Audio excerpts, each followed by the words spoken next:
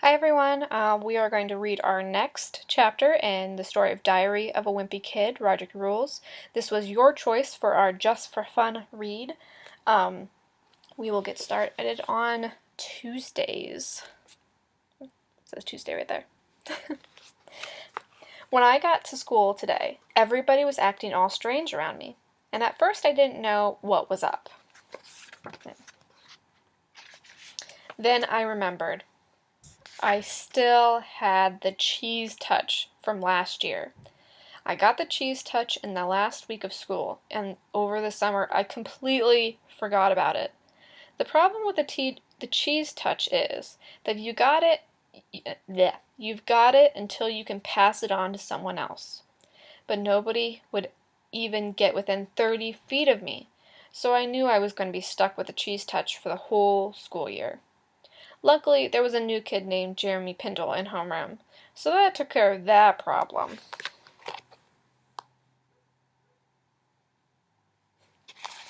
He says, "Welcome to our school, Jeremy." My first class was pre-algebra, and the teacher put me right next to Alex Aruda, the smartest kid in the whole class. Alex is super easy to copy off of, because he always finishes his test early and puts his paper down on the floor next to him.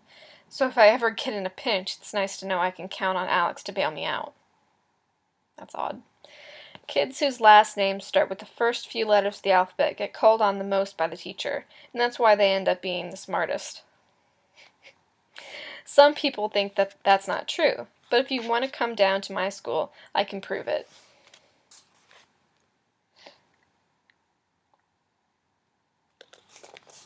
I don't think that's true. I can only think of one kid who broke the last name rule, and that was Peter Uteger.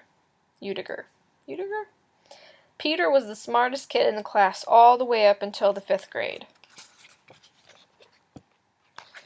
That's when a bunch of us started giving him a hard time about how his initials sounded when you said them out loud.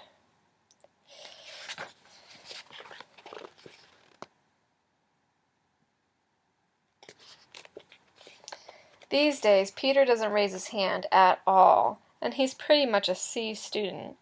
I guess I feel a little bad about the whole PU thing and what happened to Peter, but it's hard not to take credit whenever it comes up.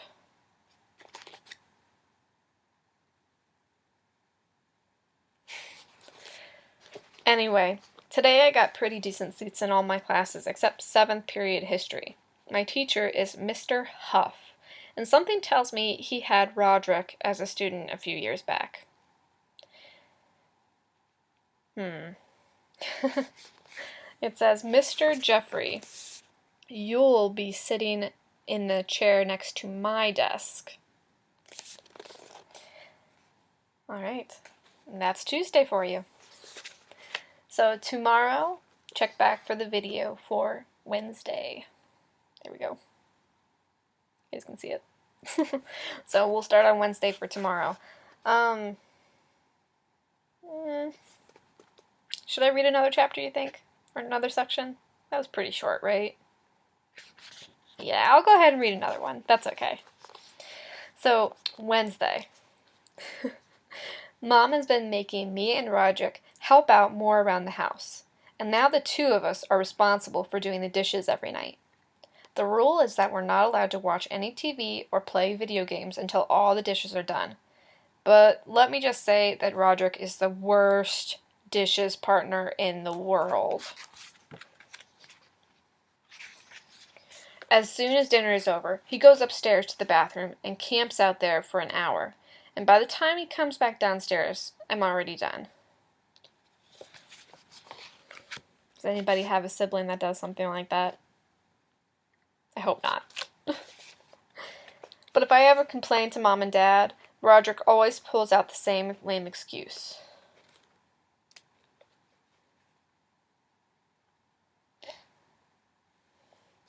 I think Mom and Dad are too worried about my little brother Manny to get involved in a fight between me and Roderick right now anyway.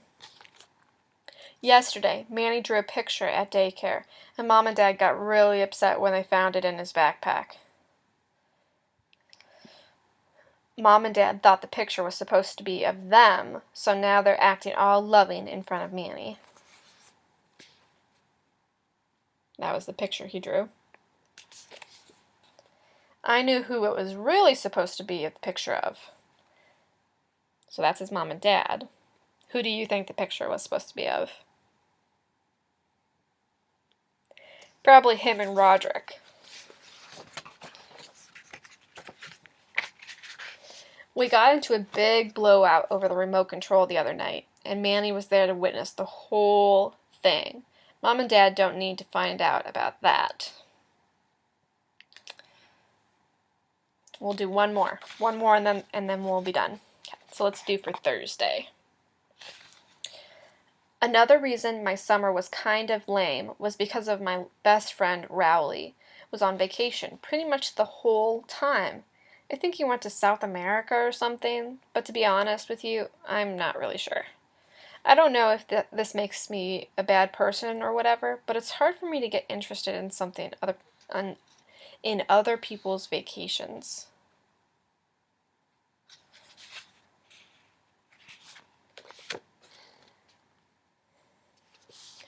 Besides, it seems like Rowley's family is always traveling to some crazy place in the world, and I can never keep their trips straight.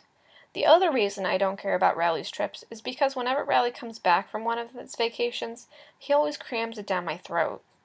Last year, Rowley and his family went to Australia for 10 days, but from the way he acted when he got back, you'd think he lived there the whole time.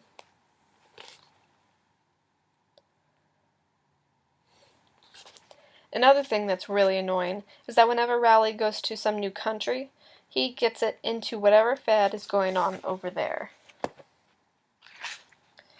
Like when Rowley got back from Europe 2 years ago. He got hooked on the pop singer named Joshy, who I guess is some huge star or something, so Rowley came back with his bags full of Joshy CDs and posters and stuff. I took one look at the picture on the CD and told Rowley that Joshy was supposed to be for 6-year-old girls, but he didn't believe me. Rowley said I was just jealous because he was the one who discovered Joshy. And what made it really irritating was that now this guy was Rowley's new hero. So if I've ever tried to say anything critical at all, Rowley didn't want to hear it.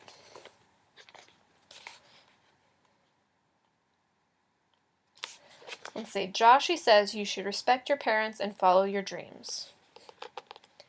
Speaking of foreign countries, today in French class, Madame Lefray told us we're going to be choosing pen pals this year. Kinda like us, right?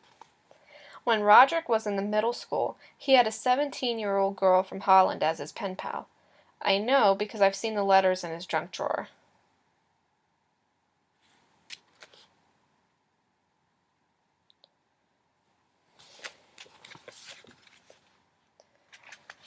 When Madame Lefray handed out the forms, I made sure I checked off the boxes that would get me a pen pal just like Roderick's. But after Madame Lefray read over my form, she made me start over and pick again. She said I had to choose a boy who is my age, and he has to be French, so I don't exactly have high hopes for my pen pal experience.